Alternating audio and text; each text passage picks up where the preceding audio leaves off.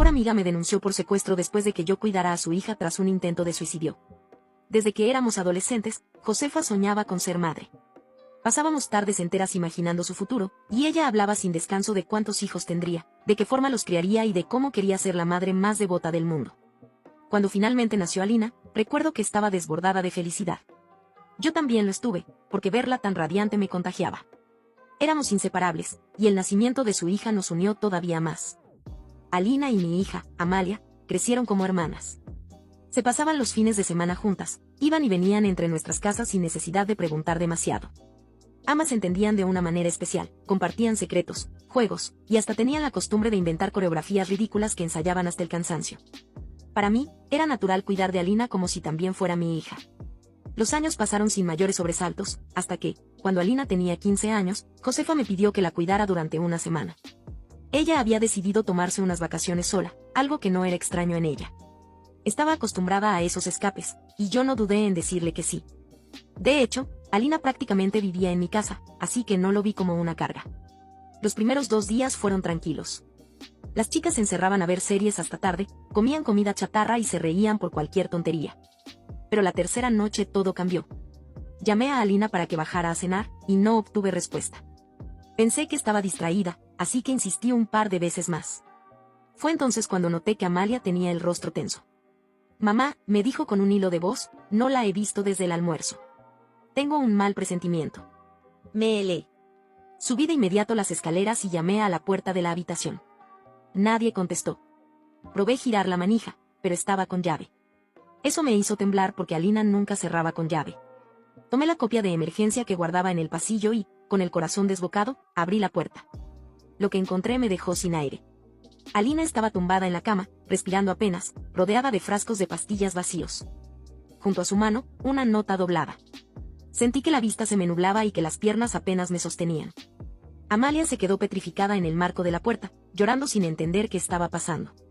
No pensé demasiado, marqué el 911 con las manos temblando. Mientras esperaba a la ambulancia, corrí a un vecino para que cuidara de Amalia. Todo ocurrió muy rápido. Los paramédicos llegaron, me hicieron preguntas que respondí casi en automático y la trasladaron al hospital. Yo subí con ella en la ambulancia, sosteniendo su mano, tratando de infundirle un poco de vida con mi voz. En el trayecto llamé a Josefa, convencida de que se alteraría tanto como yo. Apenas pudo atender entre risas de fondo, le solté entre sollozos lo que había pasado. Esperaba gritos de desesperación, pero lo que escuché fue un suspiro y una frase que me revolvió el estómago. ¿Sí estás segura de que es tan grave? Quizás solo quería llamar la atención. Sentí un nudo en la garganta. No podía creer lo que escuchaba. En el hospital, el médico confirmó que tenían que hacerle un lavado de estómago urgente. Le mandé un mensaje a Josefa para que entendiera la gravedad de la situación. Su respuesta me dejó aún más fría. Cambiar el vuelo me cuesta $200. Es demasiado caro. Además, para eso están las enfermeras, ¿no? No hace falta que vayas todos los días. Me quedé mirando la pantalla del teléfono con la sangre hirviéndome. Quise gritar, insultarla, pero sabía que lo único que importaba en ese momento era Alina. Así que pedí días libres en el trabajo y me instalé en la silla dura de la habitación del hospital durante 3 noches seguidas. Alina despertó poco a poco. Una de esas noches me miró con los ojos hinchados y me dijo con un hilo de voz: creo que mi mamá ya no me quiere. ¿Por qué no vino a buscarme? No supe qué responder. Solo la abracé con fuerza, sintiendo una mezcla de dolor e ira que me quemaba por dentro. Durante esos días, le mandaba a Josefa fotos y actualizaciones constantes, esperando que reaccionara. Pero cada respuesta suya era más corta, más fría, más indiferente. Mientras tanto, publicaba selfies en la playa con frases como viviendo mi mejor vida. Fue en ese momento cuando entendí que la Josefa que yo había conocido había desaparecido hacía tiempo. Cuando Alina recibió el alta, decidí llevarla a mi casa. Le preparé una habitación tranquila, con luces suaves y sin nada que pudiera lastimarla. Intenté hablar con Josefa en repetidas ocasiones, pero siempre lo minimizaba. Hasta que finalmente, unos días después de volver de sus vacaciones, apareció en mi casa. Llegó bronceada, con aire de haber descansado demasiado, y lo primero que hizo al ver a su hija fue darle un abrazo incómodo y preguntar por el equipaje que había dejado antes de viajar. Yo traté de explicarle los cuidados que necesitaba Alina, el seguimiento médico, la importancia de no dejarla sola. Pero vi cómo su expresión se endurecía con cada palabra. Hasta que explotó. «Y deja de criar a mi hija a mis espaldas», me gritó con furia. «Siempre exageras las cosas, seguro que todo esto lo hizo para llamar la atención». Antes de que pudiera responder, un sollozo nos interrumpió. Alina estaba en el pasillo, con las lágrimas corriendo por sus mejillas. Josefa apenas la miró. Yo no pude contenerme más. ¿Estás bromeando, Josefa? Elegiste la playa en vez de tu hija que casi se muere. Y le grité con el pecho ardiendo. Ella puso los ojos en blanco y dijo con desprecio. Los adolescentes son dramáticos, Noelia. Deberías saberlo. En ese momento, algo en mí se rompió para siempre. No pude contenerme. Le dije a Josefa todo lo que había callado durante años, que siempre había sido egoísta, que ponía su comodidad antes que su hija, que aparentemente la vida de Alina valía menos de $200 para ella. Sus ojos se llenaron de furia, y con voz venenosa me escupió. No entiendes lo que es necesitar un descanso de tus hijos. En ese instante, supe que nuestra amistad había muerto. No quedaba nada de la Josefa que alguna vez me prometió que su hija sería lo más importante de su vida. Josefa agarró la maleta de Alina y, con un tono imperativo, le exigió que se fuera con ella. Pero Alina, llorando, corrió a encerrarse en el baño. Josefa empezó a gritar, acusándome de manipularla, de meterme en lo que no me correspondía. Antes de que pudiera reaccionar, sacó su teléfono y marcó a la policía. Me quedé paralizada, escuchando cómo desde el jardín describía a gritos que yo había secuestrado a su hija. El eco de las sirenas acercándose me sacudió por dentro. Sabía que, aunque la verdad estaba de mi lado, Josefa era capaz de tergiversar todo. En cuestión de minutos, 2 patrullas se detuvieron frente a la casa. El oficial Rodríguez fue el primero en bajar. Su rostro era neutro, pero sus pasos firmes transmitían autoridad. Josefa se abalanzó sobre él, señalándome con el dedo y acusándome de conspirar contra ella. Yo respiré hondo y salí con los papeles del alta médica en la mano. Le expliqué al oficial que había estado cuidando de Alina porque su madre estaba de vacaciones, que yo era la persona de contacto en caso de emergencia y que la había acompañado en el hospital. Le mostré los documentos, los mensajes de texto que confirmaban lo que decía. Mientras tanto, Josefa cambiaba su historia cada minuto. Primero era un secuestro, después lavado de cerebro, luego un plan que yo supuestamente había elaborado durante meses. Cuando Amalia apareció en la puerta para defenderme, Josefa nos acusó a las 2 de conspirar contra ella. El oficial Rodríguez arqueó las cejas, escéptico. Desde dentro de la casa, se escuchaba la voz quebrada de Alina, suplicando que no la obligaran a irse con su madre. El oficial me pidió ver los mensajes que yo mencionaba, y se los mostré. Josefa, sin pestañear, dijo que habían hackeado su teléfono y que yo misma había escrito esos mensajes. La acusación era tan absurda que hasta los policías intercambiaron miradas. Josefa no se detenía. Llegó incluso a sugerir que yo había provocado el intento de suicidio de Alina para quedarme con ella. Mi estómago se revolvió. Los agentes insistieron en hablar con Alina, pero ella seguía encerrada en el baño, negándose a salir. Josefa exigía que derribaran la puerta, pero los policías se mostraron cada vez más desconfiados ante su insistencia. Cuando intentó agarrar al oficial Rodríguez del brazo para frenarlo, él la apartó con firmeza y le advirtió que no interfiriera. A través de la puerta, escuchamos la voz de Alina. Mi mamá no me preguntó si estaba bien, solo me gritó que me fuera con ella. No quiero irme, por favor. El silencio que siguió fue brutal. La fachada de Josefa comenzó a resquebrajarse. Incapaz de contenerse, empezó a gritarle a su hija a través de la puerta, llamándola dramática y buscadora de atención. Los oficiales la observaron con una mezcla de incredulidad y desdén. Uno de ellos encontró la nota que Alina había dejado aquella noche en el hospital. Josefa, sin dudar, afirmó que era falsa, que yo la había escrito para incriminarla.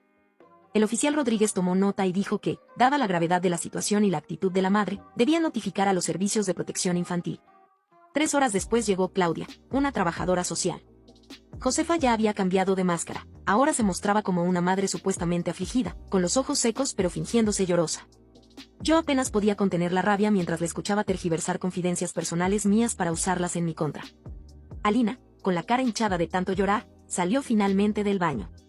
Cuando Josefa intentó abrazarla, ella se apartó con un movimiento brusco y le susurró que no la tocara. Claudia observó todo con atención y tomó notas. Según los papeles médicos, Alina debería haber seguido en observación psiquiátrica, pero al no tener yo la tutela legal, había sido dada de alta bajo mi responsabilidad. Josefa aprovechó ese punto para acusarme de haberla puesto en peligro. Yo, desesperada por protegerla, sugerí que Alina se quedara en mi casa una noche más, que todos nos calmáramos. Ese fue mi error. Josefa lo usó como munición, me acusó de querer robarle a su hija, de siempre haber querido tener 2 niñas, de aprovecharme de la crisis. Claudia pidió hablar a solas con Alina. Mientras tanto, Josefa se quedó pegada a la puerta tratando de escuchar. A través de las paredes, alcanzamos a oír la voz apagada de Alina contando que pasaba días enteros en mi casa porque su madre necesitaba espacio. Yo mostré correos impresos en los que Josefa me pedía que cuidara de Alina, pero ella lo negó todo, diciendo que yo la había presionado. Luego cambió de estrategia, aseguró que yo le había dado las pastillas para montar toda la situación. Al final, Claudia decidió que Alina debía irse esa noche con su madre, aunque abriría un caso para hacer un seguimiento. Ver el terror en el rostro de Alina mientras recogía sus cosas fue uno de los momentos más desgarradores de mi vida. Amalia la abrazó llorando, y ambas niñas se separaron entre sollozos. Cuando se marcharon, Josefa dejó de fingir preocupación. Tiró con brusquedad de su hija hasta el auto. Esa imagen me acompañó toda la noche, junto con la certeza de que esto apenas comenzaba. Esa noche, Amalia y yo apenas probamos bocado en la cena. Nos sentamos en silencio, procesando lo que había pasado, con la angustia atragantada. Yo sabía que lo peor estaba por venir.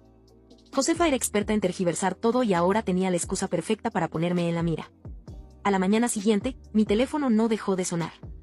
Amigos en común me mandaban mensajes confusos, preocupados, otros francamente acusatorios. Josefa se había pasado la noche llamando a medio mundo, difundiendo su versión de los hechos. Mientras revisaba los mensajes, Amalia, con el rostro cansado, apenas probaba sus cereales. Ella también había recibido indirectas en sus redes. Traté de mostrarme fuerte, pero el nudo en la garganta era insoportable.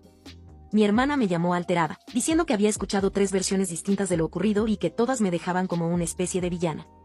Le conté lo que realmente había pasado, paso a paso. Ella me escuchó en silencio y al final me dijo algo que me heló. Ten cuidado, Noelia. Si te involucras demasiado, esto puede arrastrar también a Amalia. Yo entendía su preocupación, pero no podía sacarme de la cabeza el rostro aterrado de Alina. Ese mismo día, mi jefe me llamó a su oficina. Alguien había hablado con él, cuestionando mi estabilidad emocional y mi juicio. No hacía falta adivinar quién había sido. Sentí un escalofrío. Josefa ya había empezado a mover sus fichas contra mí en el trabajo. A la hora del almuerzo, salí al estacionamiento para llamar a un abogado. El mismo que había llevado el divorcio de mi hermana.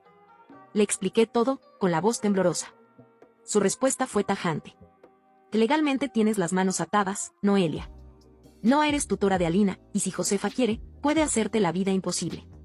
Documenta todo, pero no te metas demasiado, porque podría volverse en tu contra. Colgué con un vacío en el pecho. La consulta me costó $200, dinero que no sobraba en casa. Esa tarde, Amalia me escribió desde la escuela. Alina no le contestaba los mensajes. La notaba inquieta, desesperada. Me pidió que fuera a verla, que la buscara. Me dolió tener que escribirle, tenemos que darles espacio, Mali. Yo misma sentí el vacío de mis palabras.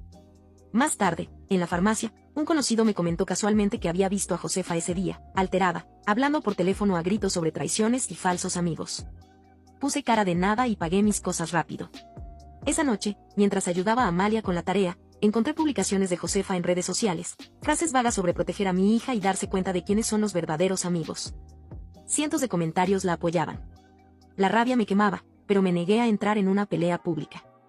¿Ali estará bien?, preguntó Amalia con los ojos vidriosos.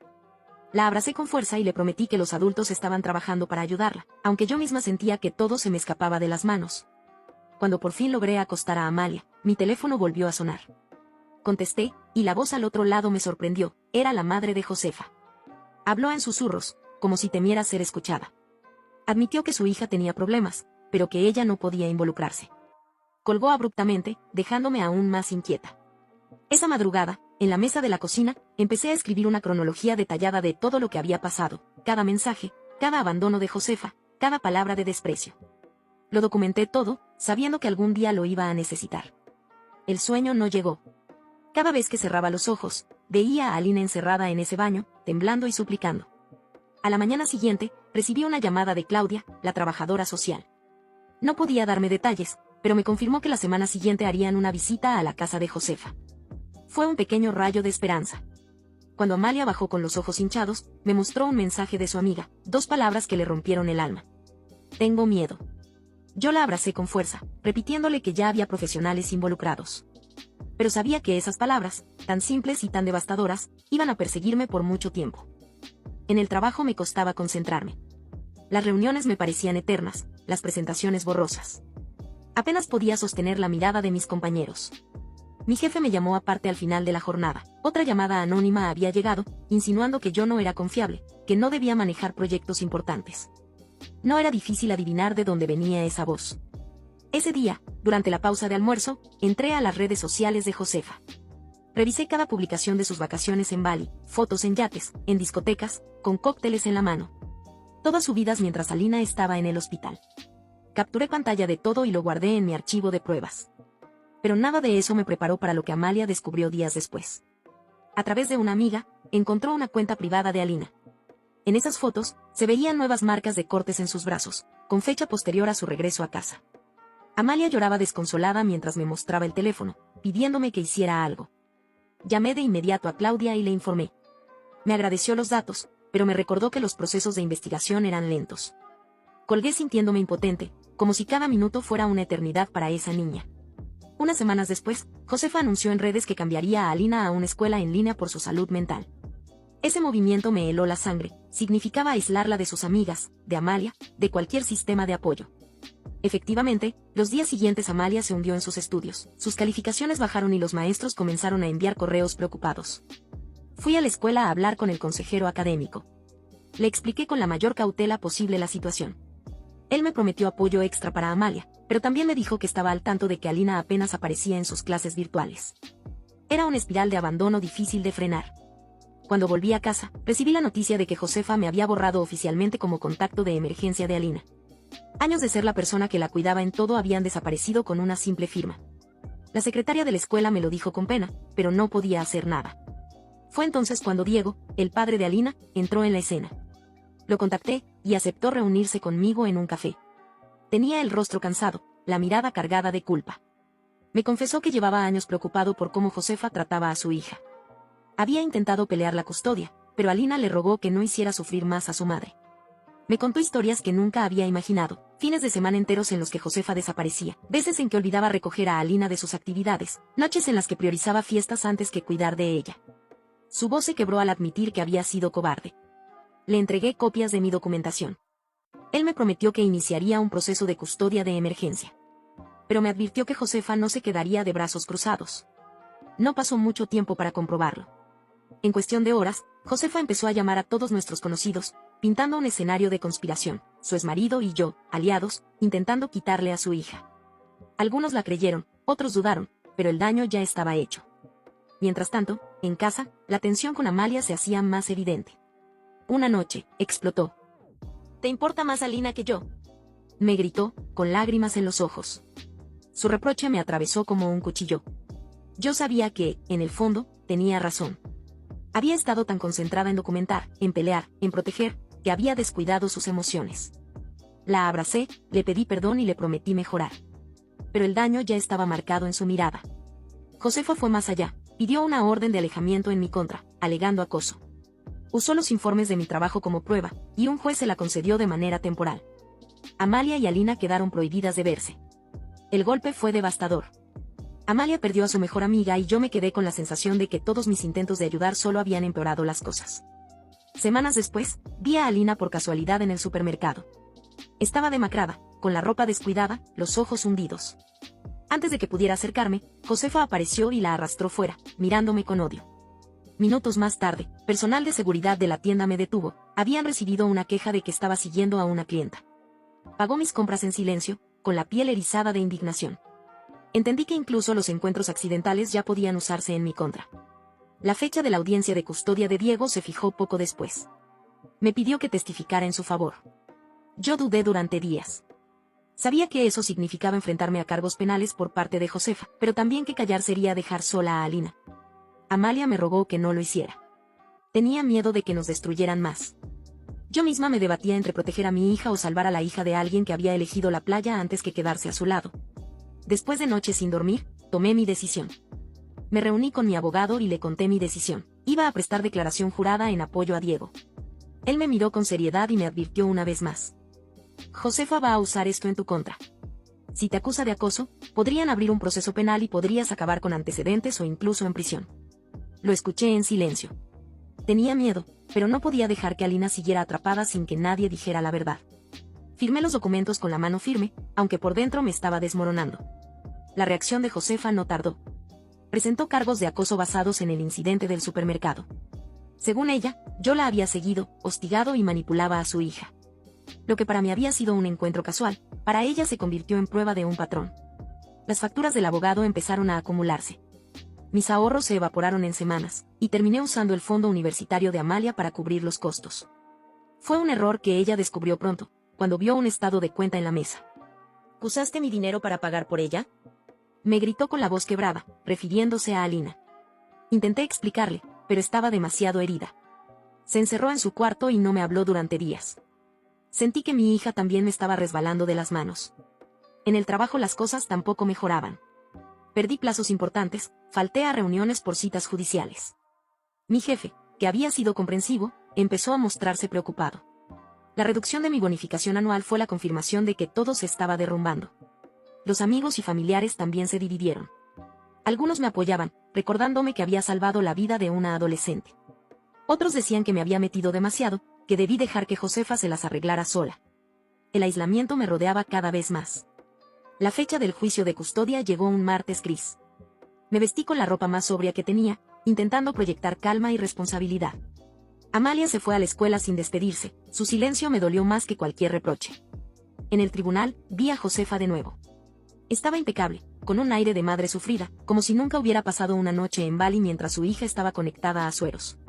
Su abogada, seria y calculadora, le susurraba al oído. Diego estaba en el otro extremo, con el rostro cansado pero decidido. La jueza Romero abrió la audiencia revisando un expediente grueso lleno de documentos. Primero habló el abogado de Diego, describiendo el patrón de abandono de Josefa. Después, la defensa de ella me pintó como una mujer obsesionada, una amiga celosa que conspiraba con el exmarido. El testimonio más duro llegó con el informe de la terapeuta, la doctora Paula. Explicó con voz firme el deterioro de Alina, múltiples intentos de autolesión, aislamiento, depresión profunda.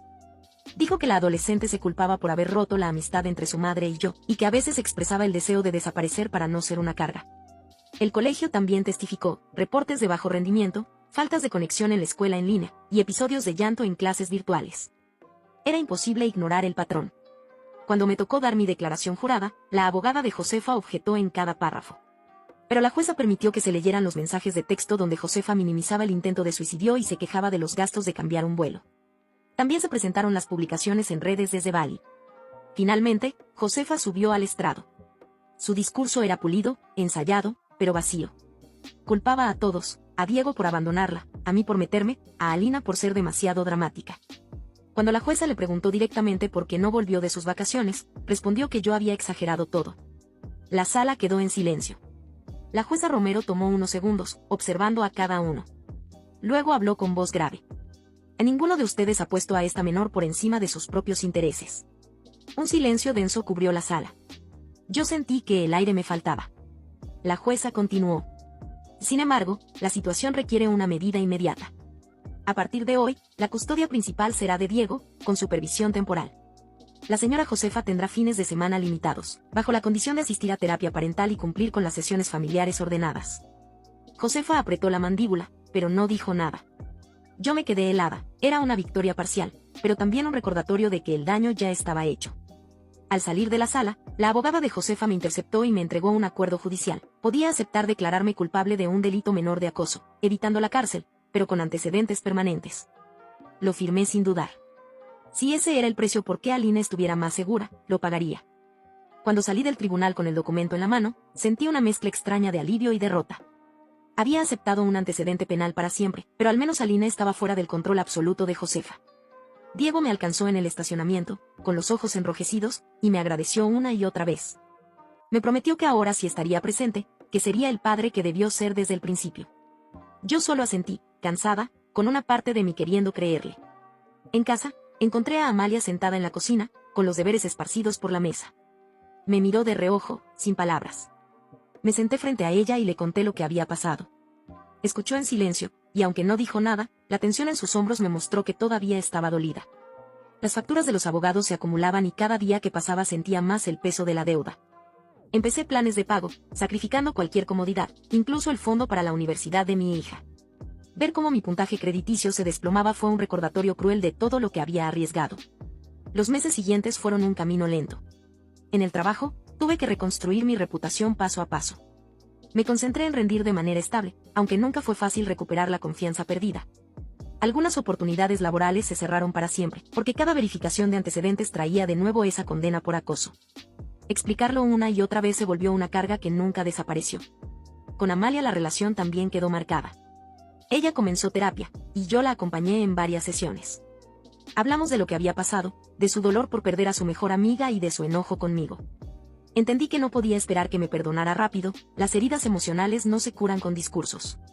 Aún así, poco a poco fue volviendo a confiar en mí, aunque con cierta cautela. 6 meses después, vi a Alina de lejos, saliendo de la consulta de su terapeuta junto a Diego. Tenía el cabello limpio, ropa cuidada, y aunque su sonrisa era tímida, era real. Fue como ver un rayo de luz en medio de la tormenta. Me aferré a esa imagen para recordarme que todo el sacrificio no había sido en vano. La recuperación económica tardó años.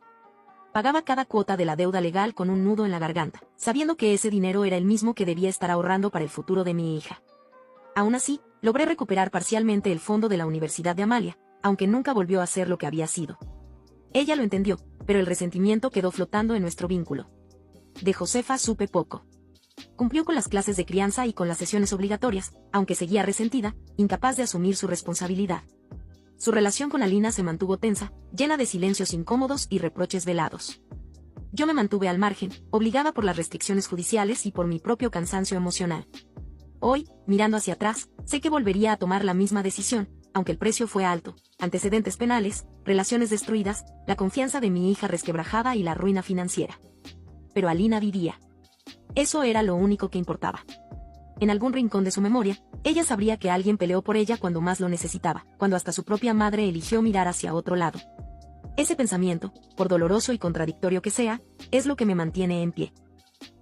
No olvides dejar tu opinión en los comentarios, dejar tu like y compartir este video.